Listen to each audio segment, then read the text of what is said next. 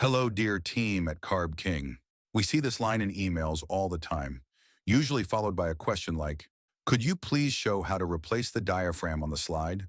Mine has a hole, or I slipped with the screwdriver.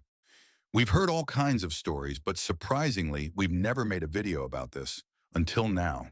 So today, you'll see exactly how to replace the diaphragm on the slide for your motorcycle. Of course, the big question is, when do I actually need to replace the diaphragm? As I always say in my videos, make sure to inspect it carefully. And now, you might come across a spot that looks like this. Here you can already see some mechanical wear and tear. When I check for damage, I always run my gloved hand or finger behind the diaphragm. You might even be able to see light shining through in some cases. If I suspect any damage, I take a small, bright flashlight and shine it from behind. Right now, there's nothing visible here. Even though the rubber's top layer is already worn, there's still no hole showing through. Now let's take a look at another one I've set aside for you. See this? It looks similar at first, but when I shine the flashlight behind it, you can clearly see a small hole has already formed. These weak spots can appear in different areas, so make sure to inspect the entire diaphragm carefully. Here the surface also looks a bit worn or damaged. When I shine the light here, you can see a tiny little hole. Now it's becoming a bit more visible. This really is a bit of detective work you have to do. But in general, I can tell you this. If it already looks like this, even though no light is shining through yet, it usually won't be long before this spot fails as well.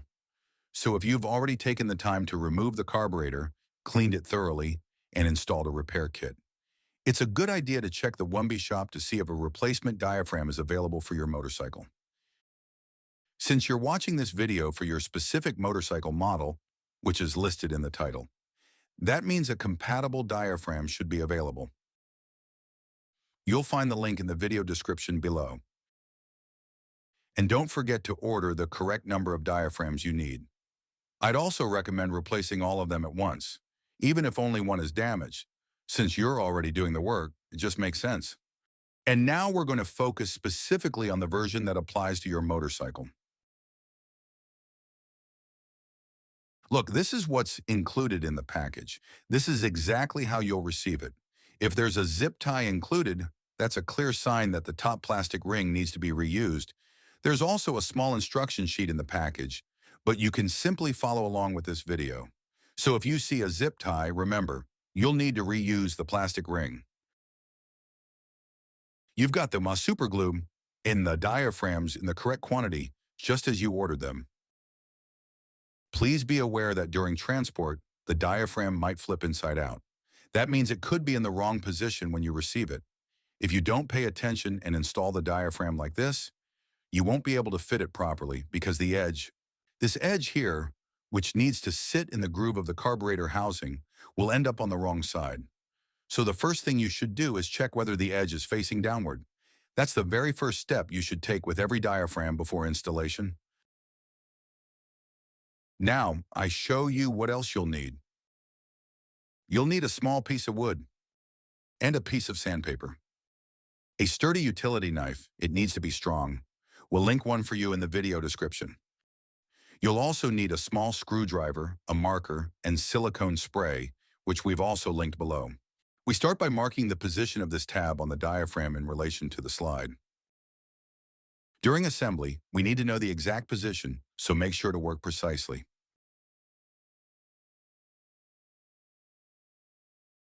It's important to mark not just the plastic ring, but also the inside of the slide.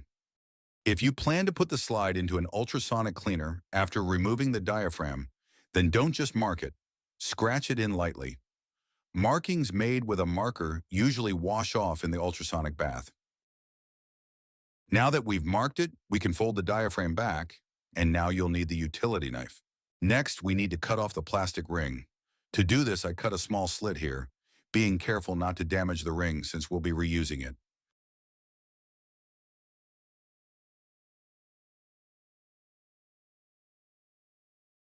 This part is quite difficult. You can also use side cutters or another tool, but even though this looks really tough, and it actually is, in my experience, This is the best method. I carefully cut into the slit piece by piece,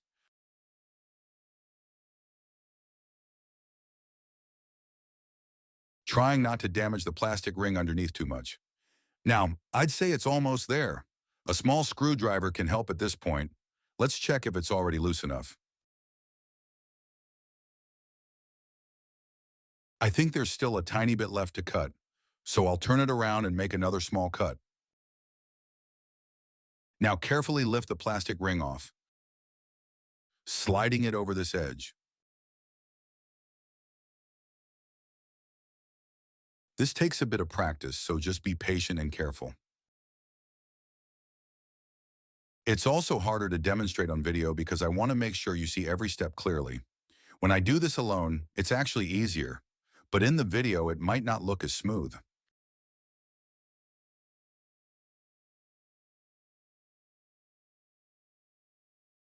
Now the plastic ring is off. As I mentioned, we still need this, so set it aside carefully. Now you can remove the old damaged diaphragm. Next, I always check for any damage. Here there's a small scratch, so I'll smooth it out a bit with sandpaper. Next, I degrease everything. That means I clean out the small groove inside as well as the metal plate. Make sure to thoroughly clean everything using brake cleaner. Once it's clean, set it aside. We'll soon focus on the plastic ring, and there's something important I need to explain about it. All right, friends, let's continue with the plastic ring. I've placed it back onto the slide to show you something. If we just put the ring back on like this, it won't sit flush, but it needs to fit perfectly. That means we'll have to modify the ring slightly to make sure everything fits correctly. So, for now, I'll take the plastic ring off again. Be careful. You'll need to do this a few times before we're done. Now, we'll need the sandpaper, or you can also use a round file. I'll show you an example using a screwdriver. We're going to add a slight bevel to the edge so the plastic ring can slide more easily under the metal rim of the slide. I also remove a little bit of material from this surface in general. This makes it easier to fit during assembly, helping it slide into place correctly. This step requires patience and practice. I'm using sandpaper here, but you can also use a round file. Now, start sanding all the way around, working gradually and checking regularly to see how the ring fits. I'll do this now and show you the progress in a moment. And don't be surprised, you actually need to remove quite a bit of material. As you can see, I've already worked on it for a bit, and the gap has gotten smaller, but it's still clearly visible, which means I need to keep going. So I'll grab my sandpaper again. By the way, it's also linked in the video description. Keep working step by step until the ring fits properly. Take a look. The gap is almost gone now, but it's still too tight, so that's not quite enough yet. I need to remove a little more material so the ring can move more freely. I'll show you exactly what I mean in a second. I've sanded it down even more, so now let's test the fit again. And this is exactly the result we want. The ring should move easily, and hopefully you can see this. It should also have a slight bit of side-to-side movement. It should be just a little loose. Why does it need to be this loose? Let me show you.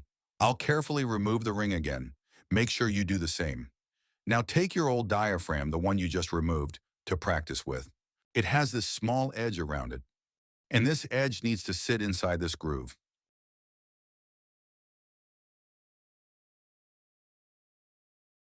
Now try fitting it in. This is your final check before assembly. Now place the plastic ring back on, and you'll notice that there's still a small gap.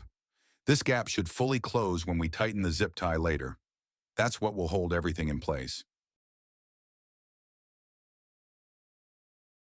That means I still need to fine-tune it a little bit, and I'll do that now.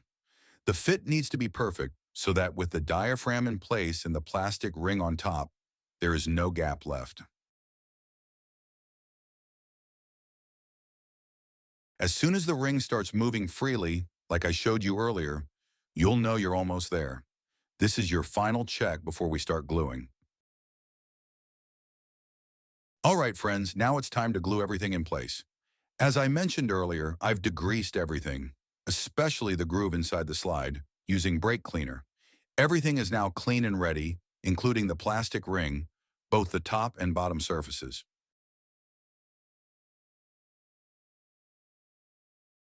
Earlier, I mentioned that you'll need silicone spray. Let me quickly explain why. You're about to apply glue inside this groove, and at the very end, you might also add a thin layer on this seam. Now place the diaphragm on top and align it, making sure the tab lines up with the mark you made earlier. You'll notice that everything is very tight, and you may need to adjust the position slightly to get it just right. But here's the problem. If the diaphragm touches the superglue, you won't be able to reposition it. So to prevent this, you can lightly spray the underside of the diaphragm with silicone spray. This will keep it from sticking too soon so you can still adjust the placement if needed. Remember, the diaphragm itself should not be glued. It should simply sit inside the groove, and in the end, the plastic ring will hold everything in place. Be very careful with the superglue. It should not touch the surface of the diaphragm. If it does, it will harden in that spot, making it stiff and brittle. A stiff area like that will cause the diaphragm to fail quickly. So, double-check everything and work carefully. I like to position the diaphragm in the correct direction beforehand, with the edge facing downward so it's ready to go. Now I have everything prepared. The plastic ring is ready, the zip tie is ready, and now I take the super glue, the same one that was included with your order. I start opposite the mark. Now I carefully apply a thin, even layer of super glue inside the groove, making sure there are no gaps. Take your time with this step. I start opposite the mark so that when I see the mark again, I know I've gone all the way around.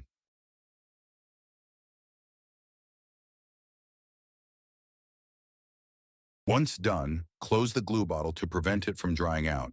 And remember, the tab on the diaphragm must align with the mark. So, make sure everything is positioned correctly and try not to touch the glue. A small adjustment. Okay, now it's perfectly aligned. Now fold the diaphragm down into place, and it's time to put the plastic ring on. Since you practiced this step with the old diaphragm, this part should now be easy.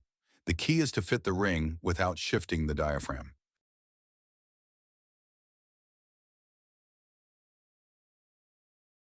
Next, apply a tiny drop of super glue to the small gap.